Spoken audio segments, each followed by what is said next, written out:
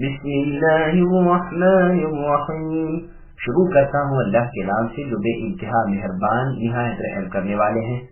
عبس وتولى أن جاءه الأعمى وما يدريك لعله يزكى أو يذكر فتنفعه الذكرى أما من استغنى فأنت له تصدى وما عليك ألا يزكى وأما من جاءك يسعى وهو يخشى فأنت عنه تلهى كلا إنها تذكرة فمن شاء ذكره في صحف مكرمة مرفوعة مطهرة بأيدي سفرة کرام بررہ.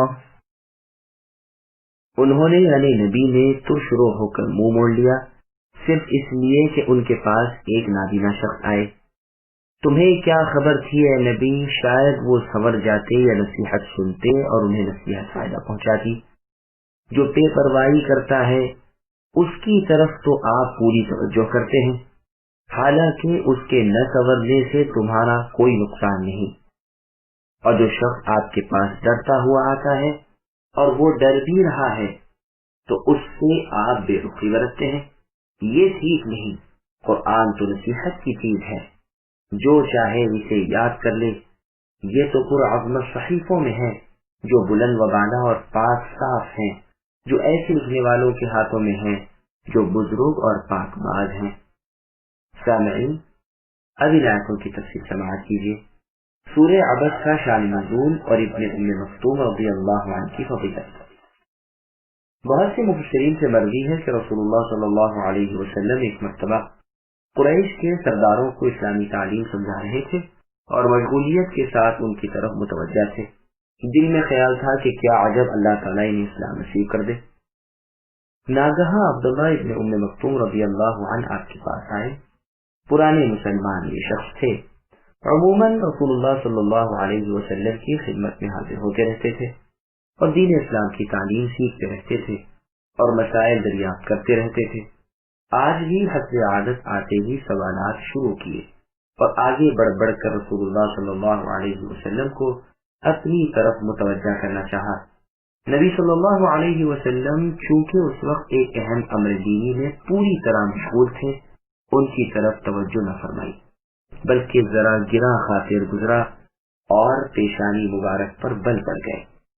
اس پر یہ آیتیں نازل ہوئی کہ آپ صلی اللہ علیہ وسلم کی بلند شان اور اعلیٰ اخلاق کے لائق کی بات نہ تھی کہ اس نابینا شخص سے جو ہمارے خوف سے دوڑتے بھاگتے آپ صلی اللہ علیہ وسلم کی خدمت میں علم دین سیکھنے کے لیے آئے اور آپ صلی اللہ علیہ وسلم ان سے منہ پھیر لیں اور ان کی طرف متوجہ رہیں جو سرکش ہیں اور مغرور و متکبر ہیں. بہت ممکن ہے کہ یہی پاک ہو جائے اور اللہ کی باتیں سن کر برائیوں سے بچ جائے اور احسان کی تعمیر کے لیے تیار ہو جائے. یہ کیا کہ آپ صلی اللہ علیہ وسلم ان بے پرواہ لوگوں کی جانب تمام تر توجہ فرما لیں. آپ پر کوئی ان کا راہ راست پر لا کھڑا کرنا ضروری تھوڑا ہے. وہ اگر آپ کی باتیں نہ مانے تو آپ پر ان کے اعمال کی پکڑ ہرگز نہیں ہے. مطلب یہ ہے کہ تبلیغ دین میں شریف و ضعیف، فقیر و غنی، آزاد و غلام، مرد و عورت، چھوٹے بڑے سب برابر ہیں. آپ سب کو یکساں نصیحت کیا کریں. ہدایت اللہ تعالیٰ کے ہاتھ میں ہے. وہ اگر کسی کو راہ راست سے دور رکھے تو وہ اللہ کی حکمت ہے جو وہی جانتے ہیں. جسے اپنی راہ پر لگا لے اسے بھی وہی خوب جانتے ہیں. ابن ام مکتوم رضی اللہ عنہ کے آنے کے وقت رسول اللہ صلی اللہ علیہ وسلم کا مخاطب ابی بن خلف تھا. اس کے بعد رسول اللہ صلی اللہ علیہ وسلم ابن ام مکتوم رضی اللہ عنہ کی بڑی تقریم اور آؤبھگت کیا کرتے تھے. عائشہ رضی اللہ عنہ فرماتی ہیں کہ جب یہ آئے یعنی ابن مکتوم اور کہنے لگے کہ اللہ کے رسول مجھے بھلائی کی باتیں سکھائیے، تو اس وقت رؤسائے قریش یعنی مشرکین مکہ کے سردار نبی صلی اللہ علیہ وسلم کی مجلس میں تھے. نبی صلی اللہ علیہ وسلم نے ان کی طرف یعنی ابن ام مکتوم رضی اللہ عنہ کی طرف پوری توجہ نہ فرمائی. उन्हें समझाते जाते थे, यानी मुशरिकीन मक्का को, और फरमाते जाते थे कि कहो मेरी बात ठीक है। वो कहते जाते थे कि हाँ दुरुस्त है। उन लोगों में उतबा बिन रबीआ, अबू जहल इब्न हिशाम, अब्बास इब्न अब्दुल मुत्तलिब, जो आप सल्लल्लाहु अलैहि वसल्लम के चचा हैं और उस वक्त मुशरिक थे, बाद में मुसलमान हुए थे। नबी सल्लल्लाहु अलैहि वसल्लम की बड़ी कोशिश थी और पूरी हिर्स थी कि किसी तरह ये लोग दीन हक को कबूल कर लें। इधर ये आ गए और कहने लगे कि अल्लाह के रसूल, कुरान पाक की कोई आयत मुझे सुनाइए और अल्लाह की बातें सिखलाइए। नबी सल्लल्लाहु अलैहि वसल्लम को उस वक्त उनकी बात जरा बेमौका लगी और मुंह फेर लिया और उधर ही मुतवज्जा रहे। अब्दुल्लाह इब्न उमर रज़ियल्लाहु अन्हुमा फरमाते हैं कि मैंने रसूलुल्लाह सल्लल्लाहु अलैहि वसल्लम से सुना, आप फरमाते थे कि बिलाल रात रहते हुए अजान दिया करते हैं तो तुम सहरी खाते पीते रहो, यहाँ तक कि इब्ने उम्मे मक्तूम की अजान सुनो। ये वो नाबीना हैं जिनके बारे में अबसा व तवल्ला अन जाअहुल अअमा आयतें उतरी थी। ये भी मुअज्जिन थे, बीनाई में नुकसान था। जब लोग सुबह सादिक देख लेते और इत्तला कर देते कि सुबह हो गई, तब ये अजान कहा करते थे। इब्ने उम्मे मक्तूम रज़ियल्लाहु अन्हु का मशहूर नाम तो अब्दुल्लाह है, बाज़ों ने कहा है कि उनका नाम अम्र है, वल्लाहु अअलम। फिर अल्लाह ने फरमाया इन्नहा तज़किरतुन, यानी नसीहत है। इससे मुराद या तो ये सूरत है या ये मसावात कि तबलीग दीन में सब यकसा है मुराद है।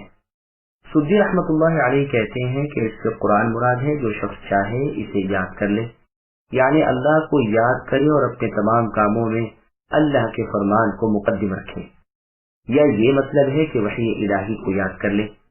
ये सूरत और ये वाज़ व नसीहत बल्कि सारा का सारा कुरान मुअक्कर, मुअज़्ज़ज़ और मुअतबर सहीफों में है, जो बुलंद कद्र और आला मर्तबे वाले हैं, जो मैल कुचैल से और कमी ज्यादती से महफूज और पाक साफ हैं, जो फरिश्तों के पाक हाथों में हैं। और ये भी मतलब हो सकता है कि असहाब रसूल सल्लल्लाहु अलैहि वसल्लम के पाकीज़ा हाथों में है। क़तादा रहमतुल्लाह अलैहि का कौल है कि इससे मुराद कुरान के कारी हैं। इब्न अब्बास रज़ियल्लाहु अन्हुमा फरमाते हैं कि ये निबुकी जुबान का लफ्ज है, माना है कारी। इमाम इब्न जरीर रहमतुल्लाह अलैहि फरमाते हैं कि सही बात यही है कि इससे मुराद फरिश्ते हैं जो अल्लाह ताला और मखलूक के दरमियान सफीर हैं। सफीर उसे कहते हैं कि जो सुलह और भलाई के लिए लोगों में कोशिश करता फिरे। अरब शायर के एक शेर में भी यही माने पाए जाते हैं। इमाम बुखारी रहमतुल्लाह अलैहि फरमाते हैं कि इससे मुराद फरिश्ते हैं, वो फरिश्ते जो अल्लाह ताला की जानिब से वही वगैरह लेकर आते हैं। वो ऐसे ही हैं जैसे लोगों में सुलह कराने वाले सफीर होते हैं। वो जाहिर बातिन में पाक हैं, वजीह यानी अल्लाह के यहाँ काबिल कबूल और बुलंद मर्तबत, नीज खुशरू, शरीफ और बुजुर्ग जाहिर में, अखलाक व अफ़आल के पाकीज़ा बातिन में। यहाँ से ये भी मालूम कर लेना चाहिए कि कुरान के पढ़ने वालों को अखलाक व अमाल अच्छे रखने चाहिए। मुस्नद अहमद की एक हदीस में है कि रसूलुल्लाह सल्लल्लाहु अलैहि वसल्लम फरमाते हैं, जो कुरान पढ़े और उसकी महारत हासिल करे वो बुजुर्ग लिखने वाले फरिश्तों के साथ होगा, और जो बावजूद मशक्कत के भी पढ़े उसे दोहरा अजर मिलेगा। قتل الإنسان ما أكفره من أي شيء خلقه من نطفة خلقه فقدره ثم السبيل يسره ثم أماته فأقبره ثم إذا شاء أنشره كلا لما يقض ما أمره فلينظر الإنسان إلى طعامه أنا صببنا الماء صبا ثم شققنا الأرض شقا فأنبتنا فيها حبا وعنبا وقضبا وزيتونا ونخلا وحدائق غلبا وفاكهة وأبا متاعا لكم ولأنعامكم۔ اللہ تعالیٰ کی انسان پر مار پڑے، انسان کیسا ناشکرا ہے۔ اسے اللہ نے کس چیز سے پیدا کیا؟ ایک نطفے سے پیدا کیا ہے، پھر اس کی تقدیر مقرر کی، پھر اس کے لیے راستہ آسان کر دیا، پھر اسے موت دی اور پھر قبر میں دفن کیا، پھر جب چاہیں گے اسے زندہ کر دیں گے۔ ہرگز نہیں، اس نے اب تک اللہ کے حکم کی بجا آوری نہیں کی۔ انسان کو چاہیے کہ اپنے کھانے کی طرف دیکھ لے کہ ہم نے بارش برسائی، پھر زمین کو شق کیا یعنی پھاڑا، پھر اس میں سے اناج اگائے اور انگور اور ترکاری اور زیتون اور کھجور اور گنجان باغات اور میوہ اور گھاس چارہ بھی اگایا، تمہارے استعمال و فائدے کے لیے اور تمہارے چوپایوں کے فائدے و استعمال کے لیے۔ سامعین، ابھی آیتوں کی تفصیل سماعت کیجیے۔ مرنے کے بعد اٹھنے کے عقلی دلائل۔ جو لوگ مرنے کے بعد جی اٹھنے کے انکاری تھے، ان کی یہاں مذمت بیان ہو رہی ہے۔ ابن عباس رضی اللہ عنہما فرماتے ہیں، یعنی انسان پر لعنت ہو، یہ کتنا بڑا ناشکر گزار ہے۔ اور یہ بھی معنی کیے گئے ہیں کہ عموماً کل انسان جھٹلانے والے ہیں، بلا دلیل محض اپنے خیال سے ایک چیز کو ناممکن جان کر باوجود علمی سرمایے کی کمی کے جھٹ سے اللہ کی باتوں کی تکذیب یعنی ان کا انکار کر دیتے ہیں۔ اور یہ بھی کہا گیا ہے کہ اسے اس جھٹلانے پر کون سی چیز آمدہ کرتی ہے۔ اس کے بعد اس کی اصلیت جتلائی جاتی ہے کہ وہ خیال کرے کہ کس قدر حقیر اور ذلیل چیز سے اللہ نے اسے بنایا ہے۔ کیا وہ اسے دوبارہ پیدا کرنے پر قدرت نہیں رکھتے ہیں؟ کیوں نہیں، وہ ضرور ایسا کرنے پر قادر ہیں۔ اللہ نے انسان کو نطفے سے پیدا کیا، پھر اس کی تقدیر مقدر کی یعنی عمر، روزی، عمل اور نیک و بد ہونا، پھر اس کے لیے ماں کے پیٹ سے نکلنے کا راستہ آسان کر دیا۔ اور یہ بھی معنی ہے کہ ہم نے اپنے دین کا راستہ آسان کر دیا یعنی واضح اور ظاہر کر دیا، جیسے اور جگہ ہے اِنَّا هَدَيْنَاهُ السَّبِيلَ إِمَّا شَاكِرًا وَإِمَّا كَفُورًا، یعنی ہم نے اسے یعنی انسان کے لیے راہ دکھائی، پھر یا تو وہ شکر گزار بنے یا ناشکرا۔ حسن اور ابن زید اسی قول کو راجح بتلاتے ہیں، واللہ اعلم۔ انسان کی پیدائش کے بعد پھر اسے موت دی اور پھر قبر میں لے گئے۔ عرب کا محاورہ ہے کہ وہ جب کسی کو دفن کریں تو کہتے ہیں قبرت الرجل اور کہتے ہیں اقبرہ اللہ۔ اسی طرح کے اور بھی محاورے ہیں۔ مطلب یہ ہے کہ اب اللہ نے اسے قبر والا بنا دیا، پھر جب اللہ چاہیں گے اسے دوبارہ زندہ کر دیں گے۔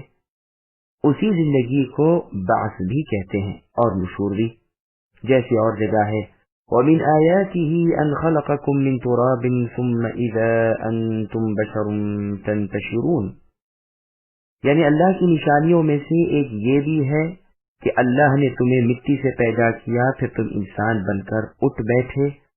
اور جگہ ہے كَيْفَ نُنْشِزُهَا إِلَى آخِرِ الْآيَةِ، یعنی ہڈیوں کو دیکھو کہ ہم کس طرح انہیں اٹھاتے بٹھاتے ہیں، پھر کس طرح انہیں گوشت چڑھاتے ہیں۔ ابن ابی حاتم کی حدیث میں ہے کہ رسول اللہ صلی اللہ علیہ وسلم فرماتے ہیں کہ انسان کے تمام اعضاء یعنی اس کے جسم کے حصے وغیرہ کو مٹی کھا جاتی ہے مگر ریڑھ کی ہڈی کو۔ لوگوں نے کہا وہ کیا ہے؟ آپ نے فرمایا ایک رائی کے دانے کے برابر ہے، اسی سے پھر تمہاری پیدائش ہوگی۔ یہ حدیث بغیر سوال جواب کی زیادتی کے بخاری و مسلم میں بھی ہے کہ ابن آدم سڑ گل جاتا ہے مگر ریڑھ کی ہڈی کے اسی سے پیدا کیا گیا ہے اور اسی سے پھر ترکیب دیا جائے گا۔ پھر اللہ تبارک و تعالی فرماتے ہیں کہ جس طرح یہ ناشکرا اور بے قدر انسان کہتا ہے کہ اس نے اپنی جان و مال میں اللہ کا جو حق تھا وہ ادا کر دیا، لیکن ایسا ہرگز نہیں ہے، بلکہ ابھی تو اس نے فرائض الہی سے بھی سب کو دوشی حاصل نہیں کی۔ مجاہد رحمۃ اللہ علیہ کا فرمان ہے کہ کسی شخص سے اللہ تعالیٰ کے فرائض کی پوری ادائیگی نہیں ہو سکتی۔ حسن بصری رحمۃ اللہ علیہ سے بھی ایسے ہی معنی مروی ہیں۔ متقدمین میں سے میں نے تو اس کے سوا کوئی اور کلام نہیں پایا۔ ہاں مجھے اس کے معنی معلوم ہوتے ہیں کہ فرمان باری تعالیٰ کا یہ مطلب ہے کہ پھر جب اللہ چاہیں گے دوبارہ پیدا کر دیں گے۔ اب تک اللہ کے فیصلے کے مطابق وقت نہیں آیا، یعنی ابھی بھی اللہ ایسا نہیں کریں گے یہاں تک کہ مدت مقررہ ختم ہو اور بنی آدم کی تقدیر پوری ہو۔ ان کی قسمت میں اس دنیا میں آنا اور یہاں بھلا برا کرنا وغیرہ جو مقدر ہو چکے ہیں وہ سب اللہ تعالیٰ کے اندازے کے مطابق پورا ہو چکے۔ اس وقت وہ خلاق کل دوبارہ زندہ کر دیں گے، یعنی تمام مخلوق کو، اور جیسے کہ پہلی مرتبہ پیدا کیا تھا اب دوسری دفعہ پیدا کر دیں گے۔ ابن ابی حاتم نے وہب بن منبہ رحمۃ اللہ علیہ سے مروی ہے کہ عزیر علیہ السلام نے فرمایا، میرے پاس ایک فرشتہ آیا اور اس نے مجھ سے کہا کہ قبریں زمین کا پیٹ ہیں اور زمین مخلوق کی ماں ہے، جبکہ کل مخلوق پیدا ہو چکے گی، پھر قبروں میں پہنچ جائے گی اور قبریں سب بھر جائیں گی۔ اس وقت دنیا کا سلسلہ ختم ہو جائے گا اور جو بھی زمین پر ہوں گے سب مر جائیں گے، اور جو کچھ زمین میں ہے اسے زمین اگل دے گی، اور قبروں میں جو مردے ہیں سب باہر نکال دیے جائیں گے۔ یہ قول ہم اپنی اس تفسیر کی دلیل پیش کر سکتے ہیں، واللہ سبحانہ وتعالی اعلم۔ اللہ کے احسانات کا تذکرہ۔ پھر ارشاد ہوتا ہے کہ میرے اس احسان کو دیکھیں کہ میں نے انہیں کھانا دیا، اس میں بھی دلیل ہے موت کے بعد جی اٹھنے کی، کہ جس طرح خشک غیر آباد زمین سے ہم نے تر و تازہ درخت اگائے اور ان سے اناج وغیرہ پیدا کر کے تمہارے لیے کھانا مہیا کیا، اسی طرح گلی سڑی کھوکھلی اور چونا ہو گئی ہوئی ہڈیوں کو بھی ہم ایک روز زندہ کر دیں گے اور انہیں گوشت پوست پہنا کر دوبارہ تمہیں زندہ کر دیں گے۔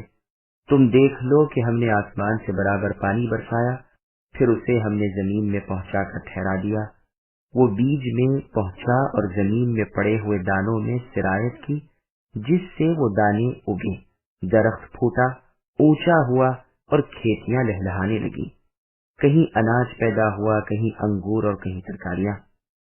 حبہ تو کہتے ہیں ہر دانے کو، عنب کہتے ہیں انگور کو، اور قبب اس سبز چارے کو کہتے ہیں جسے جانور کھاتے ہیں، اور زیتون کو پیدا کیا جو روٹی کے ساتھ سالن کا کام دیتا ہے، جلایا جاتا ہے، اس کا تیل نکالا جاتا ہے، اور کھجوروں کے درخت پیدا کیے جو گدرائی ہوئی بھی کھائی جاتی ہیں، تر بھی کھائی جاتی ہیں اور خشک بھی کھائی جاتی ہیں، اور پکی بھی، اور اس کا شیرہ بھی بنایا جاتا ہے، اور سرکہ بھی، اور باغات پیدا کیے۔ غلبن کے معنی کھجوروں کے بڑے بڑے پر میوے درخت بھی ہیں۔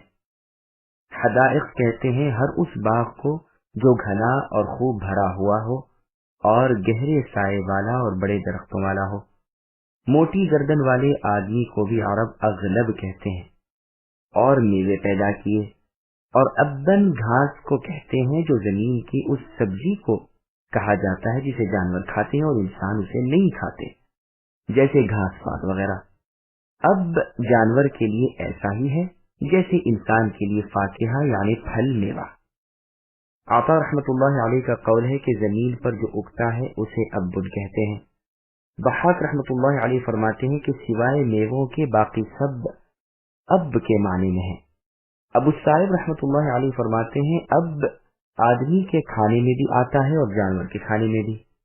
ابو بکر صدیق رضی اللہ عنہ سے اس کی بابت سوال ہوتا ہے تو فرماتے ہیں کون سا آسمان مجھے اپنے تلے سائے دے گا اور کون سی زمین مجھے اپنی پیٹھ پر اٹھائے گی اگر میں اللہ کی کتاب میں وہ کہوں جس کا مجھے علم نہ ہو، لیکن یہ اثر منقطع ہے۔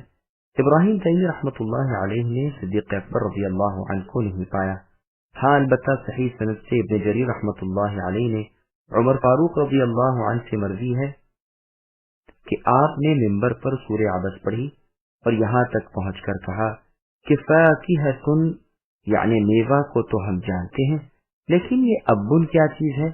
پھر خود ہی فرمایا عمر اس تکلیف کو چھوڑ۔ اس سے مراد یہ ہے کہ اس کی شکل و صورت اور اس کی تعیین معلوم نہیں، ورنہ اتنا تو صرف آیت کے پڑھنے سے ہی صاف طور پر معلوم ہو رہا ہے کہ یہ زمین سے اگنے والی ایک چیز ہے، کیونکہ پہلے یہ لفظ موجود ہے فَأَنبَتْنَا فِيهَا۔ پھر فرماتے ہیں یہ تمہاری زندگی کے قائم رکھنے اور تمہیں فائدہ پہنچانے کے لیے اور تمہارے جانوروں کے لیے ہے کہ قیامت تک یہ سلسلہ جاری رہے گا اور تم اس سے فیضیاب ہوتے رہو گے۔ فَإِذَا جَاءَتِ الصَّاخَّةُ يَوْمَ يَفِرُّ الْمَرْءُ مِنْ أَخِيهِ وَأُمِّهِ وَأَبِيهِ وَصَاحِبَتِهِ وَبَنِيهِ لِكُلِّ امْرِئٍ مِّنْهُمْ يَوْمَئِذٍ شَأْنٌ يُغْنِيهِ وُجُوهٌ يَوْمَئِذٍ مُسْفِرَةٌ ضاحكة مستبشرة ووجوه يومئذ عليها غبرة ترهقها قترة أولئك هم الكفرة الفجرة۔ پس جب کے کان بہرے کر دینے والی قیامت آ جائے گی، اس دن آدمی اپنے بھائی سے اور اپنی ماں اور اپنے باپ سے اور اپنی بیوی اور اپنی اولاد سے بھاگے گا۔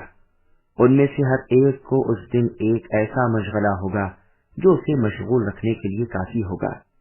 اس دن بہت سے چہرے روشن ہوں گے جو ہنستے ہوئے اور حشاش بشاش ہوں گے، اور بہت سے چہرے اس دن غبار آلودہ ہوں گے جن پر سیاہی چڑھی ہوئی ہوگی، وہ یہی کافر بد کردار لوگ ہوں گے۔ سامعین، اب ان آیتوں کی تفسیر سماعت کیجیے۔ قیامت کی ہولناکیاں۔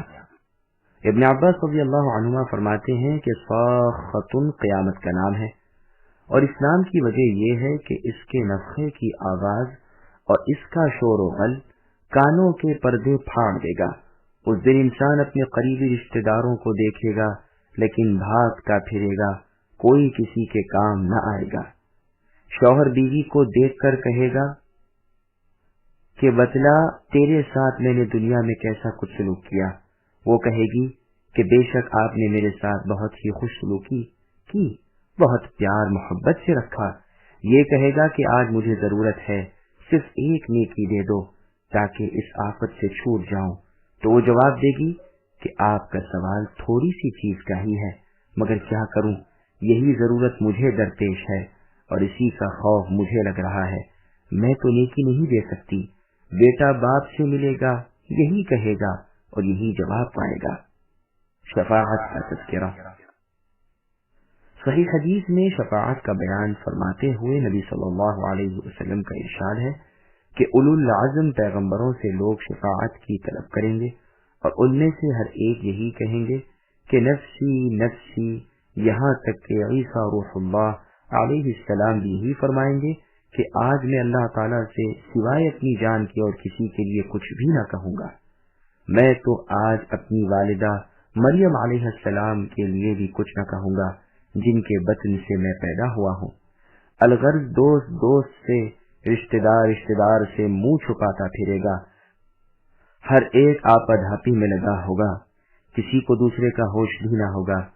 رسول اللہ صلی اللہ علیہ وسلم فرماتے ہیں کہ تم ننگے پیروں، ننگے بدن اور بے ختنہ اللہ تعالیٰ کے ہاں جمع کیے جاؤ گے۔ نبی صلی اللہ علیہ وسلم کی بیوی صاحبہ نے دریافت کیا کہ یا رسول اللہ صلی اللہ علیہ وسلم، پھر تو ایک دوسرے کی شرمگاہوں پر نظریں پڑیں گی؟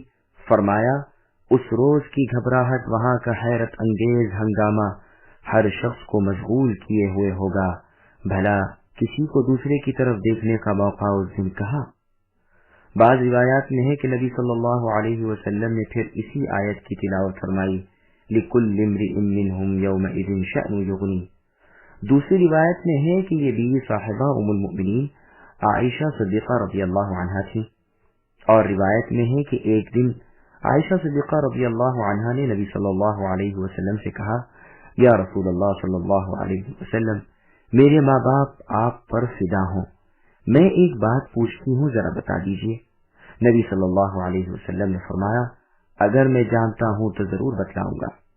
پوچھا، اے اللہ کے رسول، لوگوں کا حشر کس طرح ہوگا، یعنی بروز قیامت لوگ کس طرح اکٹھا کیے جائیں گے؟ نبی صلی اللہ علیہ وسلم نے فرمایا، ننگے پیروں اور ننگے بدن۔ تھوڑی دیر کے بعد پوچھا، کیا عورتیں بھی اسی حالت میں ہوں گی؟ فرمایا، ہاں۔ یہ سن کر ام المؤمنین عائشہ رضی اللہ عنہا افسوس کرنے لگیں۔ نبی صلی اللہ علیہ وسلم نے فرمایا، عائشہ، اس آیت کو سن لو، پھر تمہیں اس کا کوئی رنج و غم نہ رہے گا کہ کپڑے پہنے ہیں یا نہیں۔ پوچھا، اللہ کے رسول، وہ آیت کون سی ہے؟ فرمایا، لِكُلِّ امْرِئٍ مِّنْهُمْ يَوْمَئِذٍ شَأْنٌ يُغْنِيهِ۔ ایک روایت میں ہے کہ ام المؤمنین سودا رضی اللہ عنہا نے پوچھا، یہ سن کر لوگ اس طرح ننگے بدن، ننگے پاؤں، بے ختنہ جمع کیے جائیں گے، پسینے میں غرق ہوں گے، کسی کے منہ تک پسینہ پہنچ گیا ہوگا اور کسی کے کانوں تک، تو نبی صلی اللہ علیہ وسلم نے یہ آیت پڑھ کر سنائی۔ پھر ارشاد ہوتا ہے کہ وہاں لوگوں کے دو گروہ ہوں گے، بعض تو وہ ہوں گے جن کے چہرے خوشی سے چمک رہے ہوں گے، دل خوشی سے مطمئن ہوں گے، منہ خوبصورت اور نورانی ہوں گے، یہ تو جنتی جماعت ہے۔ دوسرا گروہ دوزخیوں کا ہوگا، ان کے چہرے سیاہ یعنی کالے ہوں گے، گرد آلودہ ہوں گے۔